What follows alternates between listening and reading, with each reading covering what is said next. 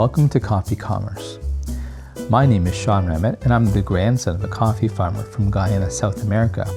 On Coffee Commerce, we talk about the stories behind coffee as they relate to business, society, and culture. In our last episode, we spoke about the decline of coffee and coffee houses in Britain. Tea became the dominant hot beverage, and it is what Britain became known for. Although coffee would decline in Britain, it would make it across the pond and still have a significant impact on America even today. Coffee would be introduced to the New World of America thanks to Captain John Smith, the founder of the colony of Virginia. In 1607, Smith shared it with his other settlers of Jamestown. During Smith's travels to Turkey, he had learned about the beverage and brought the idea with him to America. Surprisingly, coffee was a hard sell to the Pilgrims. These newly arrived British Europeans were already quite used to drinking tea, hard cider, and ale.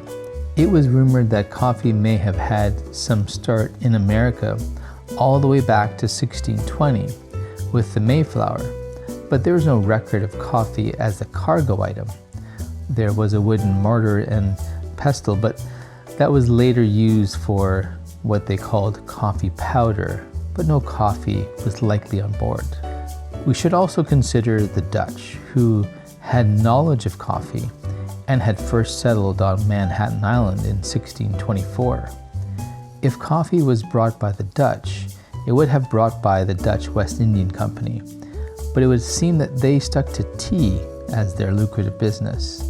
There was talk that perhaps the Dutch had later brought coffee to the place they called New Amsterdam, which they occupied from 1624 to 1664.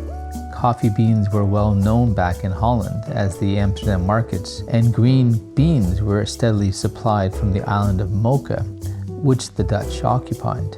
But proof is lacking, and this is mere speculation. The Dutch appear to have stuck with tea as their main commodity of choice to cross the Atlantic from Holland. By the way, after 1665, New Amsterdam would be known as New York. So this means it would take some time before coffee would start to catch on from its humble beginnings from the colony of Virginia. In fact, coffee, tea, and chocolate were introduced into America around the same time. Coffee would first officially appear on record in the New England colony in 1670 when Dorothy Jones was the first to receive a license to sell coffee in Boston. In addition to coffee, Miss Jones also sold chocolate, which perhaps went hand in hand with coffee. Her license was the Massachusetts colony's first written reference to coffee. Around this time as well, in New York, a specialty beverage was made from roasting coffee beans flavored with honey and cinnamon. Modest acceptance of coffee continued to grow. By the mid-18th century, coffee was starting to catch on in taverns, which were now doubling as coffee houses. Coffee was seen as a specialty drink and really only considered a drink for the well-to-do. Tea remained America's beverage of choice. Still yet, coffee houses would continue to become prevalent in the Boston area. Other colonies started to take notice, and pretty soon coffee was becoming better known. Its popularity still dwarfed that of tea though.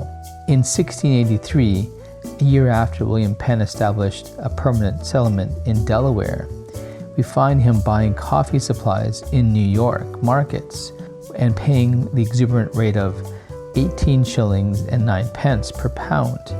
This was yet another reason why coffee would not be as popular as tea. Price.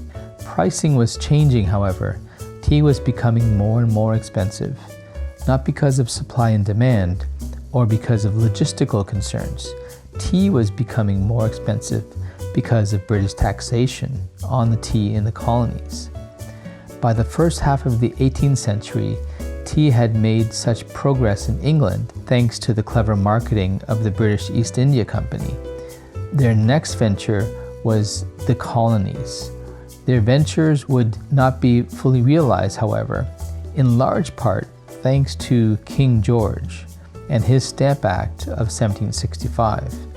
This caused the colonists to ignite the famous outcry, "No taxation without representation." The act would be repealed the following year. The right to tax was asserted again in 1767 and used on duties on paints, oils, lead, glass, and tea.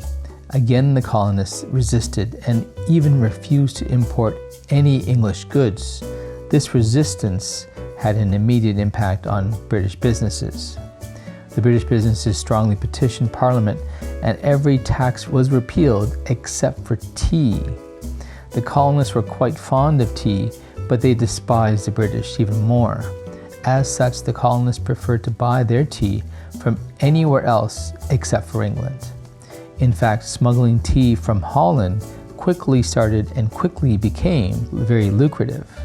Things were escalating at home, and on December 16, 1773, a group of merchants and tradesmen were formed to protest British taxation and called themselves the Sons of Liberty. They boarded ships docked in Boston Harbor, disguised as Native Americans. They threw 342 chests of tea, which in today's terms would amount to a value of $1 million US. This was seen as a direct protest to the tea tax and King George III. We would come to know this as the Boston Tea Party. This was an eccentric, symbolic, and very bold movement. But this would, in essence, make tea drinking unpatriotic to the American culture and usher in the coffee culture for the Americans. It would make another separation between the two countries. Britain was known as a country of tea drinkers, and America would become known as a country of coffee drinkers. America started to embrace coffee. It became a popular morning beverage, as well as something that people would drink all day long, even into the evening. The American Revolution marked a shift in the culture of the soon-to-be United States of America. During this time, anything associated with British culture was shunned and replaced. After tea became the symbol of British oppression in the colonies and considered un-American thanks to the Boston Tea Party of 1773, coffee drinking became more popular and was considered patriotic. During the American Revolution, coffee's popularity stayed strong. President George Washington was an importer of coffee beans himself, while his wife, Martha, had learned to perfect the art of coffee brewing. Subsequently, in an 1824 letter to a friend, Thomas Jefferson, the nation's third president, it was noted that for saying that coffee would become the beverage of the civilized world. Coffee was here to stay, and it even became part of the American culture. The onset of the Civil War in April 1861 sparked a further increase in coffee consumption in the US. Coffee was relatively cheap to obtain, didn't spoil easily, and was universally liked by the soldiers. But that's another story for another cup of coffee. Thank you.